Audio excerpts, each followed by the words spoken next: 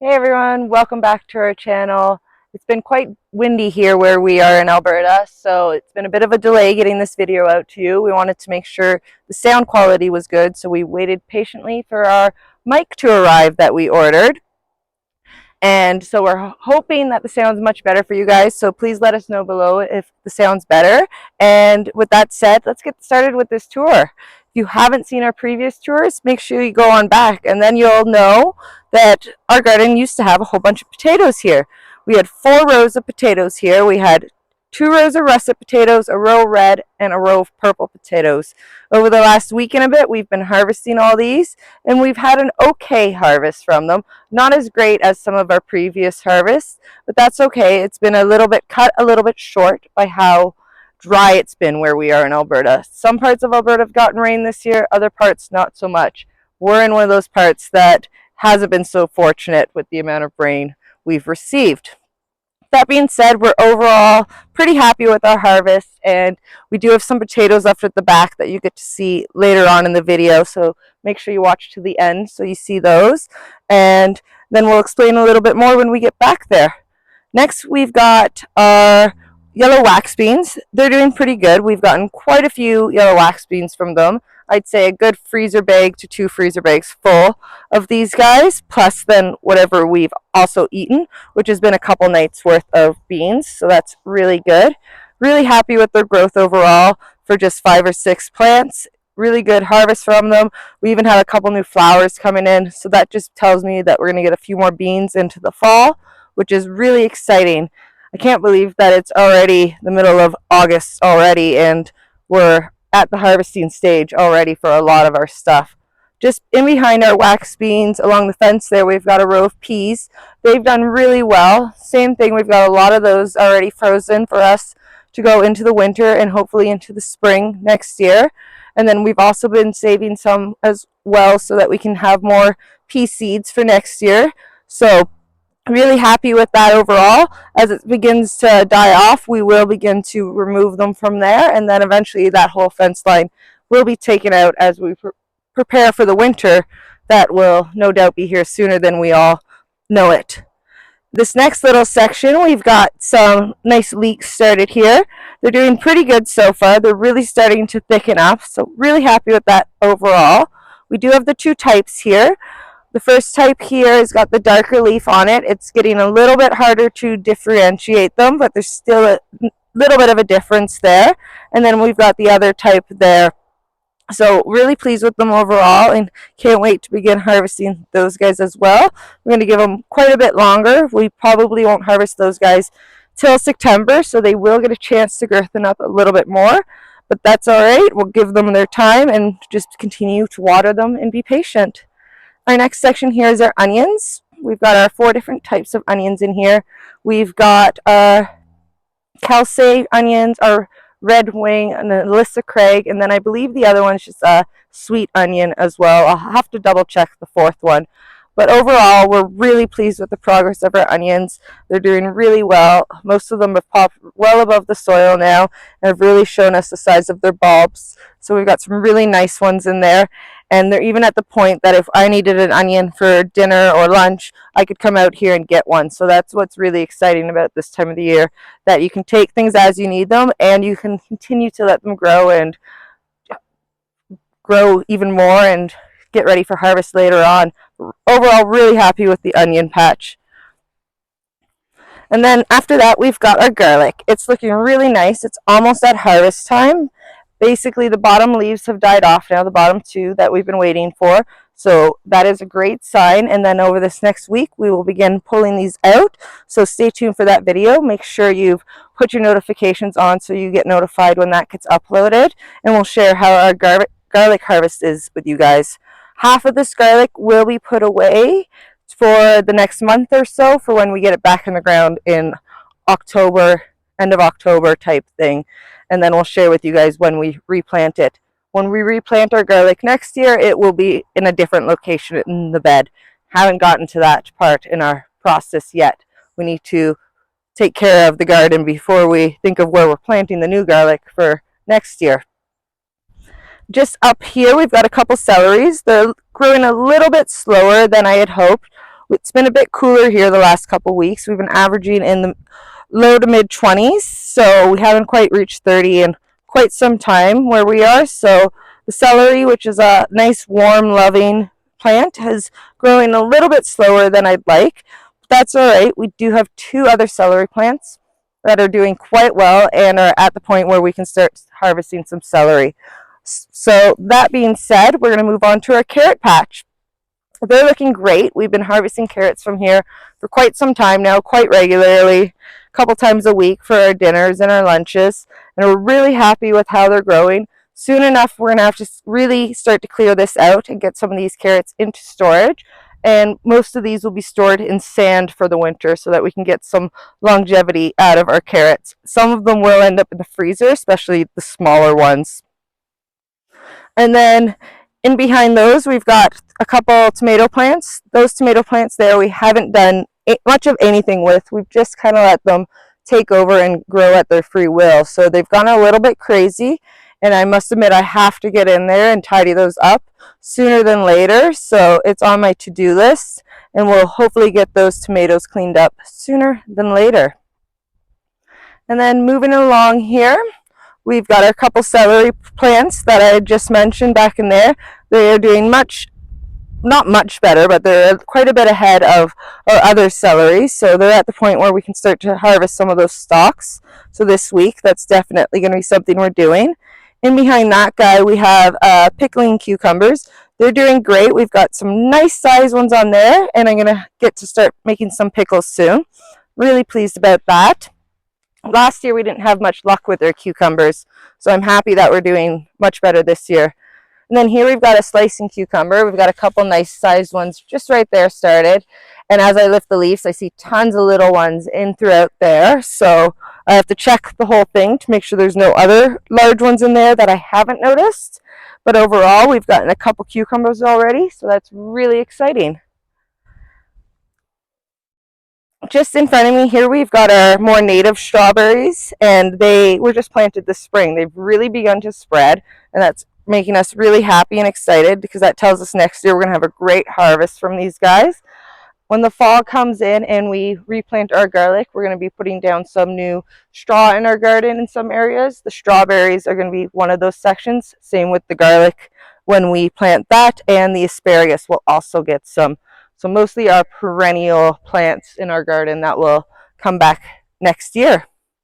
And then in beside those, we've got some lovely looking hot peppers. So these were kind of the leftover pepper plants we had, and we didn't want to get rid of them, so we threw them into the garden.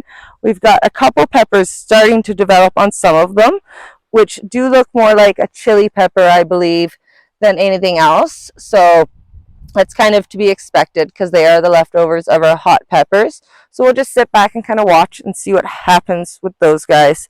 In behind them, we have a little zucchini plant there. Haven't got any zucchini from him yet, but he does have one on there that is starting to grow nicely, and really happy about that, and we'll get to him soon. And then we're just going to come on over to take a look at our other strawberries here, our ever-bearing strawberries. They're looking really, really good. We've got quite a few strawberries on there right now. We're going to have to come out and get some of these to go with our dinner in a little bit, and we're going to enjoy that. But the nice thing about these guys is they will continue to flower and give you strawberries all year. These guys have been here for a while, and they have not spread at nearly the same rate as the native ones. So they are a nice thing to have in your garden, but if you want a patch that will grow quickly and give you lots and lots of berries at one time, then the ever-bearing strawberries aren't quite that berry. And then we're going to come back over and check out the raised planters. The first raised planter, we've got our deep red beets. We've been pulling some from there, and I do have to get the rest of those processed this week as well. In front of me here, I've got a pineapple sage. It's super smelly and super sweet smelling. I quite love it. And then we've got our lettuce that we've kind of let go to seed and kind of go out of control. This guy here, we're trying to see if we can get some seeds out of, so we're going to kind of wait and see what we can do. and see if we can replenish our seed supply. If not, that's okay. I don't have any plans for these guys for the rest of the year, these beds, other than maybe throwing some spinach in it over the next week or so. But I do have spaces I can do that elsewhere as well. And then this next bed here is where we've got our candy cane and golden beets. So we have begun thinning it on the one side because we've been enjoying those ones. My favorite way to cook those is by roasting them, either on the barbecue or in the oven. Super happy with them overall, and definitely recommend those ones to be more eaten fresh than over pickling or something like that. And then in this bed here, we've got a couple green onions and a couple marigolds. Everything's pretty happy here. This nice thing about these green onions is you can just kind of chop them down and they'll grow back. And you can probably do that once or twice, and then we'll pull them out completely towards the end of the season. We're really happy overall with these raised planters like this year so far. And if you haven't seen what we did last year in these gardens, let's go back to our channel and you can see what we had here. It was very different than what's here this year. And then we come up to our lonely small garden here with our black opal cherry tomatoes. Really excited for those guys. They are starting to grow. We've got quite a few little guys on there. Been trying to train him to go up into the fence. He's not very keen to be trained, but I won't stop trying, and we'll keep trying to stick him to help going up that fence so that we can get those limbs up off the ground. But really excited from those guys because we grew these cherry tomatoes here from seeds we harvested ourselves. So we definitely will be doing that again and continuing our black opal cherry tomatoes. And then we've got a couple second-year onions here that are almost at the point that they're ready to collect seeds. Now we just need them to brown out a bit, but you can see a lot of seed pods have developed on those. So really looking forward to being able to enjoy harvesting seeds from those so that we can start collecting our own onion seeds. And then next year we hope to be able to do other onions after we've experimented here. And then we'll just move right back on over to the garden now and take a quick look at this zucchini on the end here. So as I've mentioned in previous videos, we had a hard time getting our zucchinis to germinate, but this guy here is now producing some lovely zucchinis. This guy has grown so much today because I was out here last night and he was definitely not that size. So that's one thing with zucchinis, keep an eye on them. They will grow really fast, and next thing you know, you end up with a really large zucchini that you didn't know you had. And then you're trying to figure out what to do with it. And then we've got a little bit of a pumpkin patch. It's kind of taking over part of my lawn. I'm all right with that because it's been so dry. The lawn has seen better days. It's very dry. But we do have a couple little pumpkins in there. Nothing major seems to be happening in the center of the patch. I can't see anything growing so far, so we're just kind of letting it do its thing. But it's pretty happy here, and it'd be really neat to see if we actually get a pumpkin or not. So fingers crossed we get one or two. If not, that's okay as well, but it's been fun to watch it grow this year as is. And then we have got our row of weeds and then our Amish paste Roma tomatoes. We do have a couple here that are beginning to turn color. That is really exciting. Really pleased about that. This first one here, I've given quite the heavy pruning. We're kind of experimenting to see if it will help things come along a bit better. This one here gets more sun than the ones further into the garden that I've pruned less as well. So I also have to take that into a factor. They get a little bit more shade from their surroundings and the pea fence that is here. And this is just the other side of the pea fence. These guys are looking a little bit more lively than the other side. There's definitely still some peas here to harvest. So we've got to get out here and grab those, and then we'll collect more seeds from there. Then we'll be happy with that. This is the last of our potatoes that are in ground. There's about 30 plants left, we figure, in here. So these will be coming out over the next couple days, with this middle row last. Those are our red potatoes. So stay tuned. We're going to try and share this video with you guys of what we get from this section of our potatoes to show with you our disappointments and our excitement, things like that. And now that we have gotten ourselves a microphone, it's going to be much easier. We don't have to worry about the wind anymore. Next we come to our round bee trellis. Really happy bean trellis. Really happy with this so far. Gotten quite a few beans from there, good sized bowl. Most of those will be saved and frozen. Some of them will be shelled and saved for seeds. So a bit of everything from those guys. I do like pickling those beans as well, but this year I still have some in stock in my storage, so we will wait till next year to do more pickling because that's when I should be running low. After that, we've got a little asparagus patch. It's starting to really fill out nicely. Looks very much like a fern, some people might think. Really happy with it so far. Hopefully next year we get a really nice harvest of both purple asparagus and a green asparagus. After that, we've got our little herb section. We've got some basil in there and some savory. Both those guys are doing pretty good. The basil's doing better than the savory just because there's more of it. So it's easier to harvest lots of it, but it's a good little section for the herbs and they're quite happy there.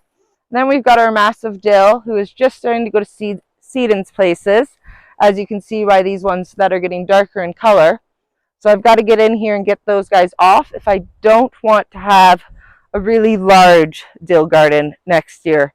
And that's not necessarily ideal. So I'll be out here as soon as possible getting those guys cut off of there so that we don't end up with dill everywhere. And then last but not least, we're going to take a quick look at our brassicas.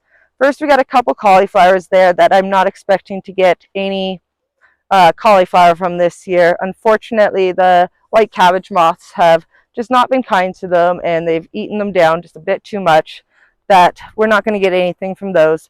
But that's okay. Next year we do know that we're going to build a more permanent structure because we did start off with some tonneau covers, but the wind around here is so wicked that it's just not strong enough for our garden. So we need to build something more permanent for these guys next year.